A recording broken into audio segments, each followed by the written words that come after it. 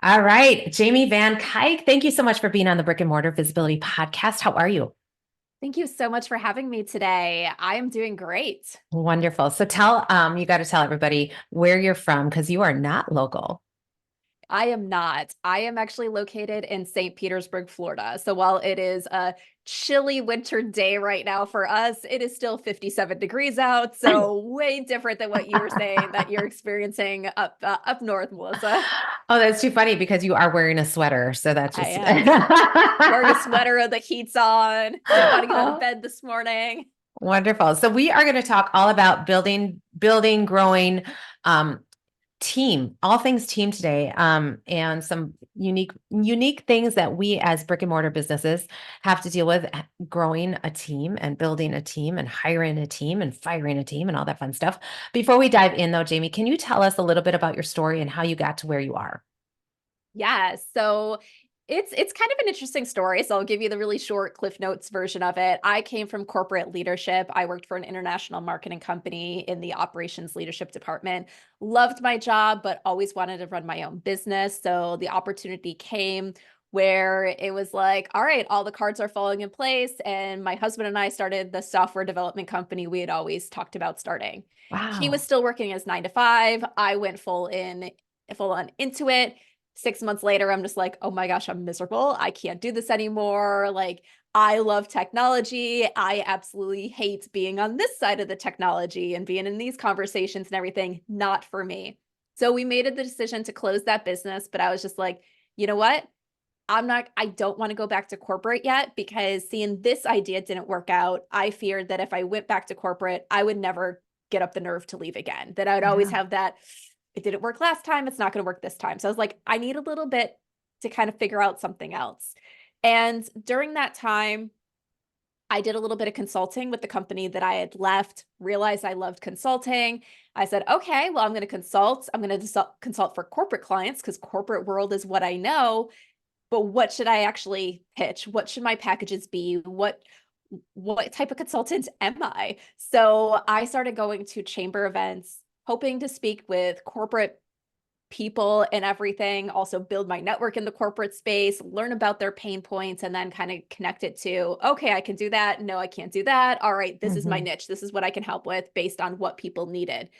At those events, I kept finding myself speaking to small business owners in St. Petersburg, Florida. We are a really big small business community. You go through our downtown, unlike most downtowns, it's almost all small business shops and restaurants and things like that. We're very much local. Mhm. There are some corporate companies that have their satellite offices in our towers, but it's not like most cities. Like we are a small business community for the most part. And so I was like, all right, not exactly who I want to be working with, but I'm just going to have the conversations anyway, because I'm sure they're having pain points. They're probably similar to what corporate companies Yeah. are having of their pain points. And what I kept hearing over and over again was the number one pain point was hiring and getting the right people on Mhm. their teams. Mhm. And then as the conversation would go on, typically they would end up saying, well, you want to do consulting, you want to do leadership stuff. Well, can you help me with this? Because hiring is a leadership problem. And at first I kept saying, no, no, I'm not working with small businesses. I'm working with corporate clients, but I'll find you somebody. I'll find somebody that can help you. And I couldn't find anyone that was helping small businesses with hiring. Yeah. People would say they were helping small businesses with hiring, but what they meant by small businesses was companies with 50 plus employees, Mhm. which, Mhm. yes, technically by definition, that's still a small business, but very different than a company that has 1 to 10 employees. Yeah. Yeah. Or if they were helping with hiring, it'd be part of a whole leadership package or business consulting package. And it was just one little component of it. And it wasn't what they needed when they needed it. So Mhm. finally, I said, all right, I actually have a lot of hiring experience from corporate. I helped hire for my team. I helped hire for other people's team because I had the time. I learned the nuances. I worked with HR on a few extra projects, side projects. So it's like, I actually know a lot about this. Small businesses need this help. They need this Mhm. knowledge. And while a small business operates differently, the core of hiring is hiring. How to find good people Mhm. is the same no matter what size business. I'm going to start teaching small business owners how to hire. And so that was back in 2018. So since then, I've been teaching small businesses how to hire. And we also help with some full service recruiting for when our clients say, that is great, I understand it, but I don't want to do it anymore. Can you Right. take it off my plate? Because then there comes to be that. Yes, absolutely. So, as a small brick and mortar business owner myself, I am super excited about this conversation because um, I can't do it myself. And many of us do have a help. It's just not help in the way maybe corporate or that full-time W-2 full benefits type package is. That's the goal, but many of us aren't there yet. So, well, I want to dive right into that. This is going to be a little therapy, not therapy, but consulting for Melissa here. So Sounds I good. have a lot of um, younger team members, and I know a lot of brick and mortar businesses, restaurants and boutiques, and your little cute shops downtown. They have high school and college kids working as well as the store owner and maybe some other people during the day. So that's a lot of part-time work. So how do we know going into it, they're probably not going to stick around. Okay. So how do Mhm. we navigate that? Like, give us some tips and tools there to help us. Yeah. Yeah. So some of the things to think about there is first off, as you said, because the age group that you're hiring, because of what else they have going on in their life, they're not going to stay around. And so it's how do you get ahead of that? So if you're hiring college students or you're hiring high school students that are there for the summer, you know there comes a time where they're most likely going to be turning in their notice because they're moving on to the next thing. Mhm. And it's so you don't wait until they turn in their notice to start filling their position and getting that next person on. You know, because you look at that seasonality of when these people are in to say, all right, I have these people for the summer. I need to start thinking for the next season. I know, and this isn't a small company, but this is something that happened to us as a customer. We were going to a local water park and we just happened to be there right after the high schools went back and they had 50% of the staff that they needed because they didn't plan far enough ahead to say, this is the first week of public schools being back in session. So all our high schoolers that worked for us are not going to be able to work for us. They might still be able to work for us on the weekends, but not during Mhm. the week. And as a customer, we're like, why didn't you plan for this? This isn't the first summer that ever existed in the time Mhm. you've been open. So it's like, how do you proactively plan for those natural cycles of things? The other thing to think about is one, when you work with people of that age, there's going to be some lack of professional maturity. So occasionally you're going to have the person that calls out, you're going to have the person that just gets mad and they don't turn in notice and they're just like, I'm done. You're going to have the person that maybe you're just fed up with and you're going to have to fire. So it's like, how do you almost in a way be overstaffed? The good thing, and this is actually what someone taught me back when I was a college student working at restaurants, is he said he liked working with college students because in a lot of ways they were working for extra cash, not to really be able to Mm. afford everything in life. So if Mm. one week we worked 4 hours and the next week we're like, I'm working 8 hours because that's what you're asking of me, it was fine. Where a lot of times adults, it's like, no, no, no, I need my hours. Do not fluctuate my hours. My hours need to stay. And this is when I need to work because I need to go pick up kids or things like Mhm. that. So Mhm. he was like, I could in some ways be overstaffed because I could say, all right, one week you get more hours, the next week you Mhm. get more hours. But if I need more from you this week, chances are you're going to have the flexibility to give me those hours.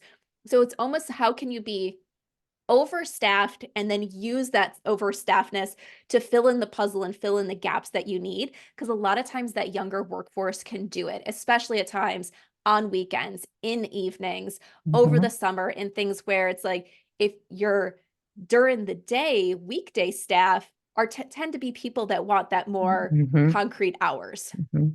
Mhm. That's so true. I know in my business, as I've had my brick and mortar longer and continues to go, it's nice to have that depth. And even though you leave or life season takes you out of my business, I still have you in my Rolodex to, oh Mhm. my gosh, I just dated myself, y'all. I still have you in my back pocket, my phone here, so I can say, hey, do you want to pick up an hour, pick up a substitute time, or we have a birthday party? Can you fill it? Are you interested? And that's going back to systems and all that stuff, y'all. So I just that's a big thing it's a luxury to have that depth and to be Yeah. able to call on people there. I want to talk to you about, you did a podcast on your podcast. Tell everybody about that too, about motivating your current team to Yes. like embellish you out. Like I am a big Yes. advocate of making like, how can I get my team? I keep telling them, you guys have star quality. Okay. I'm a dance studio. So if you are teaching that camp, I will promote the camp and put your face on that camp because you have star power. Sometimes they're good about it. Sometimes not. Honestly, they're good about it. My team is great, but like, what are some things that we can do to get them to be invested in the growth of our business? Because when our business grows, we can give them more. Yes. Yeah. So my podcast is the Growing Your Team podcast with Jamie Van Cuyk. We put out weekly episodes, so you can go and catch some of those. And actually, I think it's this week as we're recording this, one of the episodes that we had come out was kind of what's in it for me. Yeah. So we've talked a lot about motivating your employees, but this week was definitely one of them where what's in it for your employees. And one of the things that's important is you have these goals as business owners. You have what you want to achieve and how you want your business to go. But a lot of times employees say, well, that's great. If I put in the hard work and help you achieve your goals, what do I get out of it? And the promise of just continuing to get a paycheck or continuing to have a job doesn't do things for a lot of people.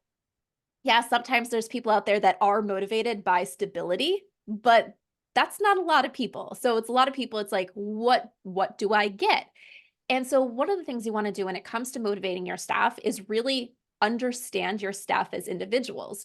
You mentioned that kind of star power, like you do really well, I'm going to put you out there. And chances are you own a dance studio, dancers are used to being on stage. They like that. But at the same time, some people might be like, but I don't want my face out there. So you Mhm. telling me that's what you're going to do for me, I could be like, whoa, Mhm. whoa. I don't know. I don't feel comfortable with that. I don't want that. But when you talk to your employees and you really find out what motivates them, you can then help them see how if these goals are achieved, this is what you get out of them. And then making sure you're doing this is what you get out of them portion of it. So some people are motivated by that stability. Some people are motivated by recognition. Some people are motivated by advancements. Some people are motivated by financial reasons and things Mhm. like that. So really Mhm. finding out what is their motivation can help you rally them behind your goals, can help Mhm. them see why these things are important versus the studio is going to grow and me as a business owner, I'm going to make more money Yeah. and then possibly require you to do more work as a result. Right. So how do you, because there are some laws or rules in the interview process about limiting what you can, I'm talking about assessments and stuff like that. So Mhm. how do you suggest like finding those um, points, or when do we find those points or trigger points or currency to know what motivates our team? Yeah. So some of that you have to ask yourself for the win in the process is there some things that you're going to be like, I can't do that? So if there's some things where you're like, that's not possible for my business or my personality or things like that, then you really want to bring it up front into the interview process. And I'll tell you in a minute, like how you can do that. Otherwise, that getting to know your employees and what motivating them happens when they're your employee. You should always be having conversations and finding out what are their goals, what are their ambitions, have their goals changed. So if you're working with high schoolers in the dance industry, someone might tell you at one point in time, my goal is I want to own my own studio. My goal is to get in college and be on a dance team. My goal is to go dance professionally. There's all those different things in the industry that they could be doing. And if you know that, then you can help motivate them and help them see how doing this can help them achieve those goals or things like that. Oh, I'm going to send you with the team to this competition and there's people there that you can see. There's instructors and famous people that you're going to be able to go network with or Mhm. things like that. So there's the ways you can help motivate them around that. Where if other people are saying, listen, I love dance. It's a passion because this was me. I danced my entire life. It was a passion. It was never going to be a career. So if you're telling me, oh, here's how you can succeed for your career, no, not going to do it. I'm going to put my heart all in on the stage right now. but it's not my career. So how can you help me and motivate me for those other things as well? So it's about Mhm. knowing your team and getting to know them and everything there. But like I said, there's some times where you need to know it upfront in the Yeah. process because some people aren't going to fit in with your Yeah. organization. Mhm. And just to give one example about this is sometimes as small businesses, we know based on our goals, we know based on our industry and things like that, that even if we grow, that growth is going to be at a pace where there's not that much room for upward mobility in our organization. Mhm. We might grow a number of people on our team, but we're going to grow out as a team versus growing up as a team for a while. So, if that is something that you know about your organization, if a person's motivation is that upward mobility, so getting promotions and things like that, you know that you're never going to be able to provide that. So, how is that person going to get that upward mobility? By leaving your organization and going somewhere else. Mhm. And there's times where you're going to hire that person anyway because you say, hey, you're so amazing. You fit everything else I need. If I only have you for a year, I know you're going to do great things for me for Mhm. this year. But then I'm going to be okay if you move on elsewhere. Where other times are going to be like, I need someone who wants to be around here for the long haul. So I want to understand their goals and everything during that interview process. So that way I can identify if it's not the right fit. Or there's sometimes other things just based on your personality as an individual. You know, certain things aren't going to be a right fit, certain personalities aren't going to be a right fit. And we want to pull that out in the interview process. So that way you don't have a challenge of managing somebody that's always going to be a challenge for you to manage. Mhm. So Mhm. we can ask certain questions during the interview process. Sometimes it's basic is what are your goals? Sometimes it's, especially if you're working with I would say the older group of job seekers where it's not those college students, the high school students that are ebbing and flowing, but the people that are really looking for permanent stability and they've had jobs before, you can ask questions of why are you looking for a new opportunity? Because Mhm. sometimes they'll tell you. Sometimes I hear a lot is there was no opportunity for growth in my organization, and I felt like I gave them all that I could give them, and I needed a new challenge. Mhm. Okay. Well, then do they recognize that we're a small business? There might not be a lot of opportunity for growth. I can't guarantee growth. I Mhm. can guarantee possibly learning and expanding, but upward mobility and growth can't guarantee that. Mhm. Yeah. Very good stuff. Very good stuff. And so how do you help business owners? So I'm hearing these questions and my mind is wheeling and I always like, ooh. So what do you do? Do you come in for like explain your work process with business owners, please? Sorry. Yes. Yeah. So we help mostly, well, we pretty much help 100% in the hiring and figuring out the teams that you need and the people that you need in those positions. We do this in a few different ways depending on where you are. So the one place that we will come in is if you're like, I know I need to expand my team, but I don't know what positions I need. I don't know what to delegate or things like that. We'll come in and help you figure out, okay, this is what your future team should look like. These are the positions you should hire for now and things like that. So you make sure you have Mhm. the right places on your team and that you're hiring in the right order. Right. So it could That's be a you big need this deal. Yeah. today, do this today because it's going to give you the best ROI. 6 months from now, add this other team Mhm. member. So we'll help you figure out that. But if you know, or after we go through that, you're like, okay, this is the position that I need. We then help make sure you have everything prepared to find the person. So with all our other packages, our hiring packages, we start off with what we call our hiring kickoff call, where we help you define who your idea candidate is. So we take you through a bunch of questions to really determine not just what this person is going to do, but how they're going to fit into your organization. What's going to be the difference between you being happy with this person 6 months down the road and not happy with their performance 6 months down the road? So we dive into a whole bunch of questions to really pull out, here's your idea candidate. We then create the hiring strategy from that point. And the hiring strategy we create and how it's used is a little different depending on each package.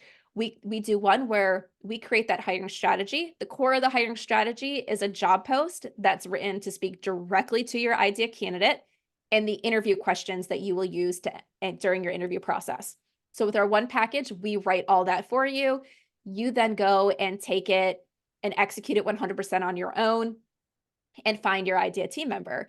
The other way we do is a consulting package. We're there holding your hand, answering your questions and everything throughout the entire process. And then the final one is our full service recruiting. So after we create that hiring Mm-hmm. strategy, we take the hard work off your plate. We Mm-hmm. post the job. We review the candidates that come in. We complete the first round interviews, and then we help coordinate the final round interviews with you and help you make your decision. Okay, so what is that big mistake that business owners are doing that you're like, oh my gosh, please don't do that. This is why. This is why I exist. Yeah. So I would say the number one mistake is they're just like, I need help. And they haven't spent the time to really figure out what type of help they need. Yeah. Or they might know, I need someone to do these tasks, but they don't figure out what it means for those tasks to be done in their organization. So it could be as simple as, well, I need an assistant that's proactive. Well, what does proactive mean in your organization? Some people say I need an assistant. Okay, well, what is this assistant actually doing? What are their day-to-day tasks? What are their responsibilities?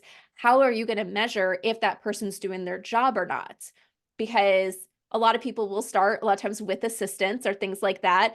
And an assistant in my company is going to look completely different than an assistant in your company. Mm-hmm. But they're just like, I need help. And they say, I'll figure out the details later. Just give me a body. Mm-hmm. And a lot of times when you do that, you get the wrong body. Mm-hmm. So they might be great at what they do, but they're not right for you. Mm-hmm. I used to do some business coaching before I did SEO consulting, and that was the biggest thing is we're all overwhelmed. We need help. We're not going to lie. We need help. It's just where to put that person. And a lot of times we maybe find the right person. They're just on the wrong seat. And what we thought they were good at isn't we're making the person fit the role versus the role fit the person. And Right. that's the hardest part, and I thankfully have a lot of uh, ebb and flow with my team, and the fact that every year we relook at schedules and relook like, what do you really want to do? Are you still good? Are you, and checking in with that, like what they're doing. Yeah. Um, I would say yeah. with that, like one thing is it's a saying that you hear in corporate a lot is just get these people on the bus and you can find the right seat. But in a Mm. small business, that doesn't always work because you might be in a two-seater convertible. There's only one other seat other than you.